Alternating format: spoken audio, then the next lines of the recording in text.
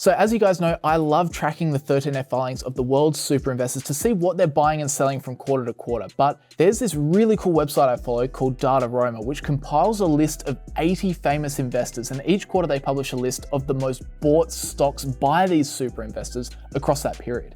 For example, in my last update, which was Q4 of 2023, the businesses that made the list were Visa, Charter Communications, Amazon, Microsoft, and Google. So let's see how things have changed across Q1 and where the super investors are finding value.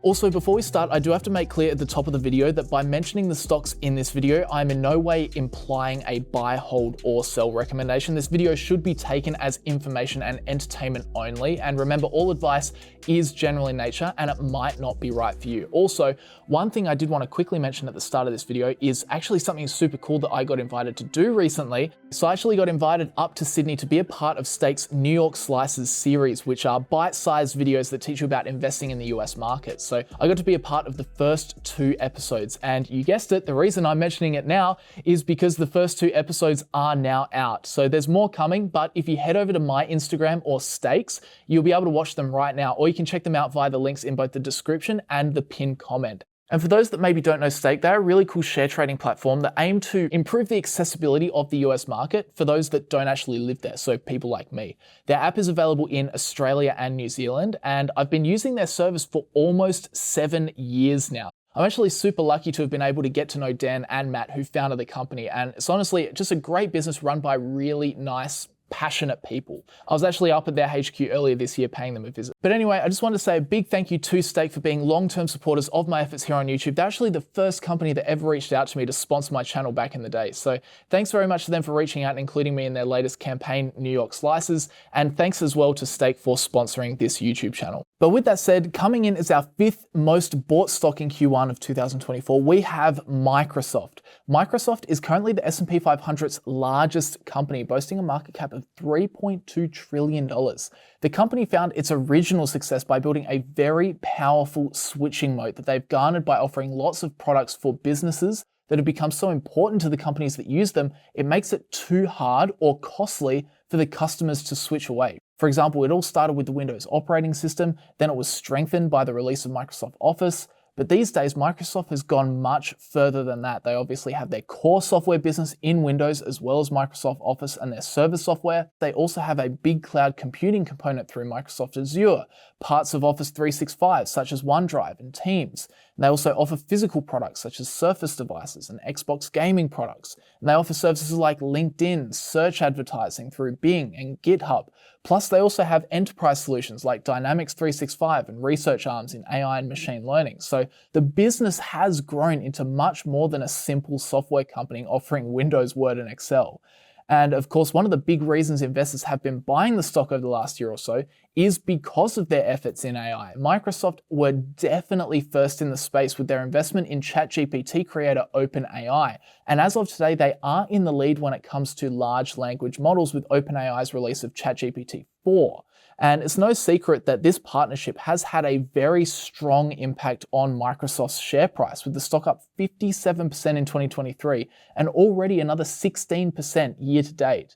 Investors are currently betting heavily on Microsoft's future in AI, but beyond AI, they're also betting that Microsoft's current business segments are going to continue flourishing. Their revenues continue to grow consistently. Net income has picked up after a lull in 2022, and their balance sheet is looking solid, with their total debt being covered by just their current holdings in cash and short-term investments. Despite a reasonably high PE of 37 currently, clearly this equation did not faze the super investors, with 6 investors either buying or adding to their positions in Q1. Now, moving on into 4th place, we have Apple, from the largest company in the S&P 500 to the second largest company in the S&P 500. So in Q1, we also saw 6 of the super investors buying into Apple, although not Warren Buffett, we know about that one. And like Microsoft, Apple is also a business that started out with one big moat, that being their brand moat, but over time, they've obviously now grown their business to a point where it's much more than just a trendy phone. Of course, these days, Apple have many product-based businesses, from iPhone to Mac to iPad, AirPods, watches, home speakers, a VR headset, and more. But the reason Apple's become such a cash-flowing company is because of their other major revenue segment, which is services. As we all know, Apple loves to provide lots of software applications that seamlessly integrate with their hardware, from iOS or macOS to iCloud, Apple Music, the App Store, Apple Pay, Apple Care, Apple TV Plus, News Plus, Fitness Plus, the list goes on. And of course, we've seen what this has created, right? Now, Apple not only thrives from its brand mode, but it has also built a big switching mode. The ecosystem, it traps people in, encouraging customer loyalty and repeat purchases. Tim Cook noted in Apple's latest earnings release that in the March quarter, services had just set an all-time revenue record of $23.9 billion. Now, while that pales in comparison to their products revenue of $66.9 billion, let's rewind the clock just 5 years. In the March quarter of 2019, services revenue was just $11.5 billion, and that represented 19.7% of Apple's total quarterly revenue. The March quarter of 2024, services revenue accounted for 26% of Apple's total revenue. So it's fair to say that business segment has come a long way over the past 5 years. Still, at a PE of around 30 today, it's certainly not the cheapest stock the super investors could have ever bought, but I think a lot of investors, including Warren Buffett himself, are also in this one for the share buybacks. Apple actually recently announced that they've just authorized another $110 billion of share repurchases, which continues to lower their share count and provide continuing shareholders with a higher percentage ownership of the business without actually having to do anything. They don't have to take any action themselves. And to give you a sense of the magnitude of share buybacks that have taken place, over the past 5 years, they've spent around $416.7 billion on buybacks and have repurchased about 17% of their company. So that is Apple's current state of affairs, and not surprising to see it up on the list of most bought stocks, simply considering its amazing competitive position. Okay, moving on to the third most bought stock in Q1, we have Charter Communications. Charter was again bought by 6 super investors in Q1, and this business operates under the brand name Spectrum. Spectrum, as I'm sure you Americans will know, is a telecommunications and mass media company that offers cable television, internet, phone, and mobile services. But interestingly, this stock also made it onto the list of most bought stocks in Q4 of 2023, last quarter.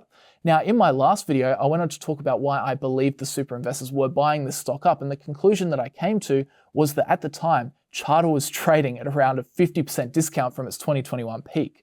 Well, since then, the stock has only continued to fall. In Q1, the stock fell from around $370 all the way down to as low as $276 per share, and it really hasn't picked up at all since then. As you can see, the major drop was right in that first week of February, which was exactly when Charter released their quarterly earnings report. So what were investors so unhappy about? Well, the company reported a loss of broadband subscribers, which was unexpected and a key metric for investors. Specifically, Charter saw a decrease of 61,000 internet customers in the fourth quarter of 2023, mostly from the residential sector. And that didn't bode well for the financials. The company missed its earnings per share target, reporting $7.55 in earnings per share against higher market expectations. Now, this is not something that long-term investors tend to care about, but it's definitely a major mover of the share price on Wall Street. And overall, the earnings miss combined with the subscriber loss did raise concerns about Charter's future growth prospects. Furthermore, the company also announced a delay in its HFC network upgrade until 2026. That stands for Hybrid Fiber Coaxial. So it was just a lot of mediocre news all at once. But the one thing that this bad news means is that, well, Charter has a very low PE. The stock currently sits at an 8.8 PE, which I'm sure many will argue is more than fair considering their results. But clearly some of our super investors are spotting this as a business worth owning at the current price. Personally, this is not one I follow. I'm definitely not the guy to ask about American telecommunications companies, but I think that's most likely the rationale behind the 6 super investors that bought Charter Communications this time around. Okay, now moving on to our second most bought stock in Q1 of 2024, we have United Health Group. United Health Group is a diversified healthcare company that operates through 2 primary business platforms, United Healthcare and Optum. When looking at United Healthcare, this segment is one of the largest health insurers in the United States and provides health benefit plans to individuals, employers, and Medicare and Medicaid beneficiaries. And then for Optum, this is a health services platform that uses data and technology to improve healthcare delivery and administration. And overall, United Health Group is one of the largest and most profitable healthcare companies in the world. In 2023, the group brought in revenue of $371 billion with net income of more than $22 billion. Over the years, both revenue and net income have been on a very consistent uptrend, and this has led to a rough 1,400% return since 2010. More recently, however, the stock has hit some turbulence, with the stock falling around 9% in Q1. So some investors are raising concerns over increased regulation, noting lower than expected increases in Medicare Advantage payments for 2024, whereas others are simply seeing more competition in the space, with other players like Anthem, Cigna, and Humana all jostling for market share. And there's also the broader economy to consider as well. Costs for labor, medical supplies, and pharmaceuticals have risen, putting pressure on margins, and that's happened at the same time where the average citizen just has less money in their pocket to spend. However, despite the mixed sentiment, this clearly didn't stop our 7 super investors from buying in Q1, even though the stock sits at a PE of roughly 31. And then finally from there, that leads us to the number 1 stock being bought by the 80 super investors, and in Q1 it was Google. Google was bought by 11 of the super investors this quarter because, interestingly, it did get to a low of around $132 per share at one point. That was quick to correct itself, however, and now the shares sit at around $175, with Google's market cap at now $2.15 trillion. This makes it now the 4th largest stock in the S&P 500 between Nvidia and Amazon, and honestly, this stock features a lot in these lists. Why? Well, remember, the investors that make it onto this list are predominantly the value crowd, who are all very focused on buying great businesses at fair prices. And when you look to Google, I think that's what you get. On quick glance, it doesn't seem super cheap at a PE of 27, but it's also not super expensive. And with a business as high quality as Google, you do expect to pay some form of premium. And why do I say this business is high quality? Well, firstly, they have a very strong, profitable business model, obviously making most of their revenue through advertising. They face very little competition. Obviously, Google is by far the market leader in search. YouTube is a dominant player in terms of video. In fact, YouTube holds a higher TV viewing share than even Netflix. And then, of course, you have the newer part of Google's business, that being cloud, which is consistently growing and is now also profitable. All of that naturally leads to very high cash flows, which goes straight to growing their business further or bolstering the balance sheet, which I might add shows total assets now of $402 billion and total liabilities of just $119 billion. They have $111 billion of cash and short-term marketable securities just lying around, only $13 billion of total debt.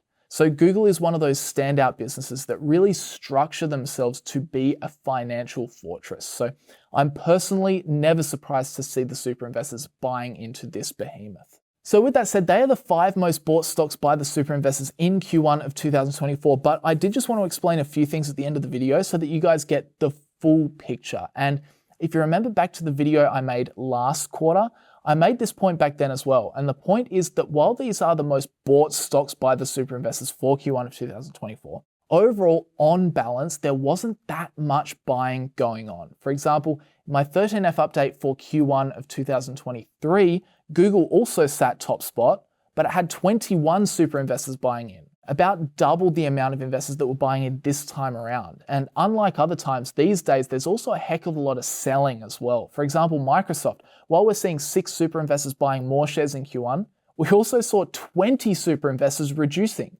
Sure, Google had 11 of them buying, but also had 23 of them selling. So I do have to stress that on balance, the super investors are not finding many obvious high conviction bets that a lot of them are all flooding into at the same time. In fact, in most cases, they're simply sitting on their pre-established positions and holding them for the long term. And if you're interested, the 5 most held stocks currently by this group are Amazon, Meta, Visa, Google, and Microsoft.